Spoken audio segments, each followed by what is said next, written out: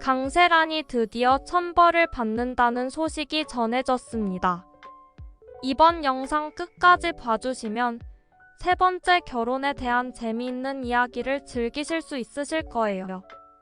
최영식은 강세란에게 계속해서 돈을 뜯어내고 있었는데요.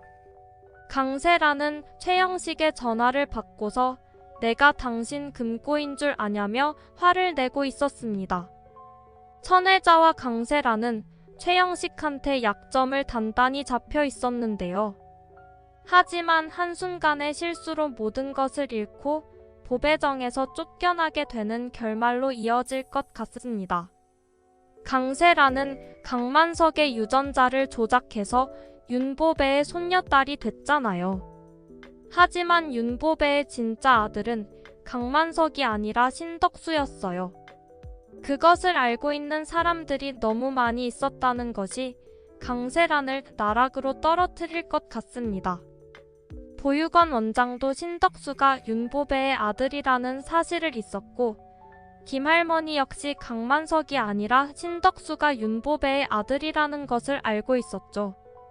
이번 예고편을 보면 보육원 원장이 강세란이 유전자를 조작했던 것을 빌미로 강세란한테 협박을 하기 시작하는 장면을 확인할 수 있는데요. 예전에는 강세란한테 절절매던 사람이 이건 사기라고 하면서 사기치다 걸리면 깜빵 가는 거 알고 있느냐고 물었습니다. 보육원 원장이 갑자기 태도를 바꾼 건 신덕수가 보육원을 찾아와서 그런 거였죠.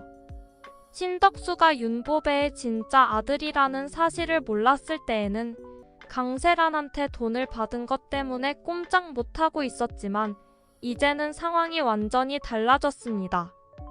자기가 입만 뻥끗하면 강세란의 거짓말이 만천하에 드러나게 되고, 그렇게 되면 강세란은 끝이라는 사실을 너무나도 잘 알고 있었던 거죠. 거기다가 최영식까지 보배정을 찾아와서 일을 크게 만들어버렸습니다. 최영식이 보배정을 찾아온 이유는 강세란이 연락을 받지 않아서였어요. 그래서 강세란한테 직접 돈을 받기 위해서 보배정을 찾아온 건데, 천혜자가 최영식을 데리고 이야기를 하고 있었는데요. 천혜자는 최영식한테 먹고 죽을래도 돈이 없어서 줄 수 없다고 했습니다. 하지만 최영식은 막무가내였어요. 어떻게 시동생한테 이렇게 할 수가 있느냐면서 천혜자를 형수님이라고 불렀는데요. 그런데 그걸 다정이가 듣고 말았습니다. 다정이는 최영식이 강만석의 동생이라는 것을 알아차렸어요. 다정이가 우연히 지나가다가 최영식과 천혜자의 대화를 들은 게 아니라 최영식이 보배정을 찾아왔을 때부터 계속해서 천혜자 주변을 감시하고 있었는데요. 그러다가 두 사람의 대화 사이에서 정말 충격적인 사실을 알아내고야 말았습니다. 최영식과 천혜자가 시동생과 형수님 사이였다는 건 강만석이 윤보배의 아들이 아니라는 증거였죠. 다정이가 드디어 자기 출생의 비밀을 알아차리게 되는 전개로 흘러갈 것 같습니다. 강세란이 이런 꼴을 당하게 된 건 작은 돈을 아까워해서였어요. 최영식은 강세란의 태도가 마음에 들지 않았습니다. 삼촌한테 당신이라고 부른다고 하면서 이렇게 나오면 계약 위반이라는 협박을 했는데요. 강세란은 최영식이 자기 비밀을 지켜주는 조건으로 이자까지 쳐서 돈을 주기로 했었잖아요. 강세란은 계약 위반이라는 것을 알지만 돈이 없다고 뻗대봤습니다. 하지만 최영식한테는 어처구니가 없는 소리에 불과했습니다. 최영식은 이미 윤보배가 수천억 자산가라는 사실을 알고 있었죠. 그런 할머니를 둔 손녀면서 자기한테 줄 푼돈이 없다는 게 말이 되느냐는 시기였는데요. 사실 강세란은 윤보배한테 아직 받은 게 없었습니다. 강세란은 할머니가 재산을 꽉 쥐고 있어서 자기 앞으로 물려준 게 없다면서 조금만 기다리라고 했는데요. 그러지 최영식은 자기가 윤보배를 만나서 단판을 짓겠다고 했습니다. 실제로 윤보배를 만나서 단판을 짓겠다는 게 아니라 강세란의 비밀을 언제라도 폭로해버릴 수 있으니 알아서 잘 행동하라는 협박이었죠. 최영식이 그렇게까지 나오자 강세란은 어쩔 수 없이 돈을 보내겠다고 했습니다. 조금만 기다리라고 하면서 전화를 끊었지만 강세란한테는 아직 돈이 나올 구멍이 없었어요. 강세란이 돈을 구할 수 있는 방법은 결국 윤보배의 재산을 빼돌리는 것뿐이었죠. 강세란은 결국 보배정의 장부에 손을 대고 말았습니다.